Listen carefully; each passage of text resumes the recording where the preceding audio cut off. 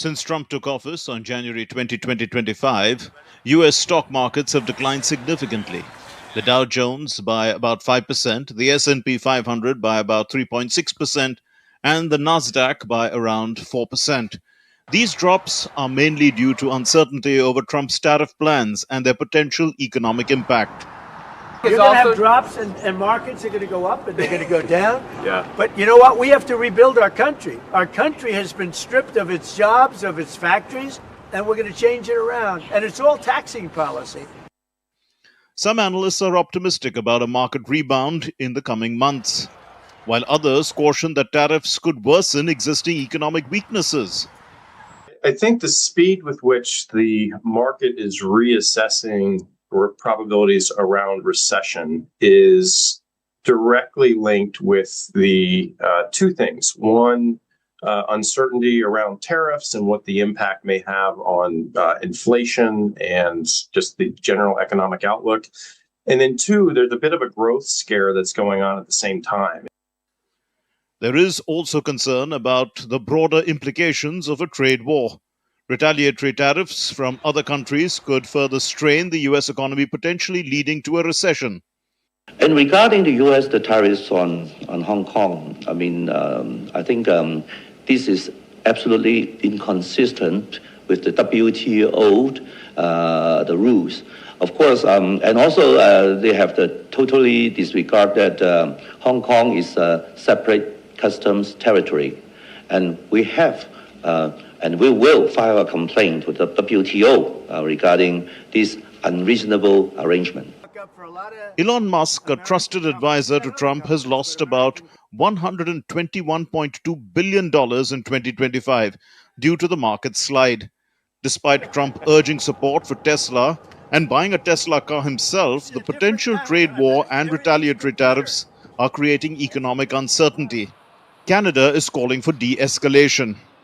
Minister, you mentioned you favor de-escalation at this point. Can you walk us through what are some of the options for that? Sure. Drop your tariffs and let's get back to business. The markets have shown their disdain for Trump's tariff plans, but the US president believes it's par for the course. The Economic Brief, DD India.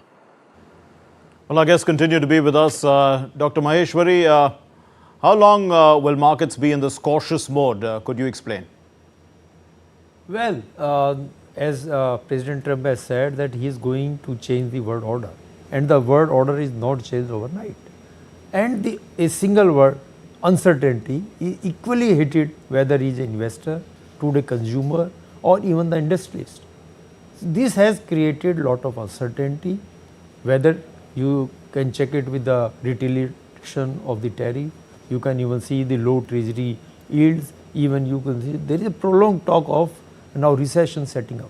Because ultimately if you are putting up tariffs, maybe up to the bound tariff or maybe reasonable tariff, but the immediate result is that cost of import is going to be higher, and the US consumers are basically living on the import. If we just simple take an example of the China, where there is a lot of talk of the retaliatory war, the ratio of import and export is in favor of China, where 1 to 5 is the things. So for every one thing which is being exported by the USA, they are importing 5. So it means they are only increasing their own cost. So at that time, it means price will escalate. Price escalation means they will not be in a position to even cut interest rate. I'm talking mostly about the stock markets, how they are going to, when are they going to? Yeah. When they are going not to cut the interest rate, so it means the investors are going to lose money or losing interest, because they don't think that they are finding that even the yield from the treasury may be higher. But it was not the case because of uncertainty.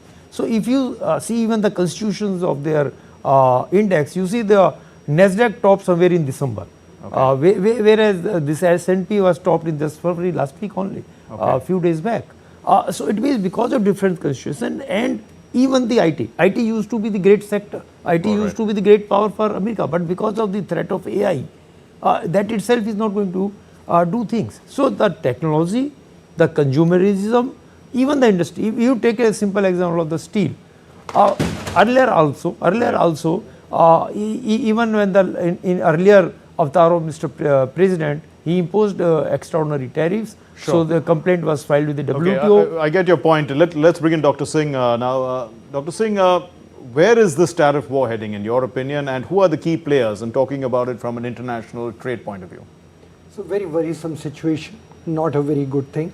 But Trump 1 had already demonstrated that these are the type of policies he loves to do. China, for long, has been also playing with its exchange rate, and one should not forget it. Also, the foreign exchange reserves that China had amassed over a period of time also shows things were not very good on the new international economic order. So, to that extent, one understands that Trump has a reason to do what he is doing. But the problem is, this time it's different from the previous time of Trump. This time we are hardly able to recover completely from COVID. Most of the countries are still struggling. And now when you start the tariff war, it's going to really lead to a crisis, a major crisis. Indeed. Now there could be some retaliation, which we have already started seeing. Trade would suffer. Markets we have already mentioned are very volatile and uncertain. Therefore, I think sooner or later, Trump administration will also have to learn to reconcile. They did that in the Trump 1 phase. After doing this aggressive posturing, once the retaliation starts, then they start to compromise and come back. This is the story, the worry, the concern is, does the world have that much time? Because it's in a recovery phase. Certainly. Once again, if the inflation trends start, the interest rates go up, we are in a very bad recessionary phase. And how does it affect India, Dr. Singh? Yes, luckily we are in a good spot. Okay. We are not the highest trade partner of the Americans. It's not that we are our number one, we don't receive their imports or exports as number one, we're way down in the line. So, and of course, we have also been aware of Trump 1, so we have diversified significantly well, though we are worried. We are worried because it can directly may not hit us very badly, but indirectly when the global economy is in a tailspin, obviously we are also going to get impacted. Trump 1 is not only tariff wars, as you know, he attacks the immigration policy also very severely. And that also has implications, the foreign exchange remittances that come to us, that could get impacted. Also exchange rate could get impacted. So there could be direct and indirect implications, but I think India is in a sweet spot and he also realizes it, and therefore I don't think we are going to be very badly hit.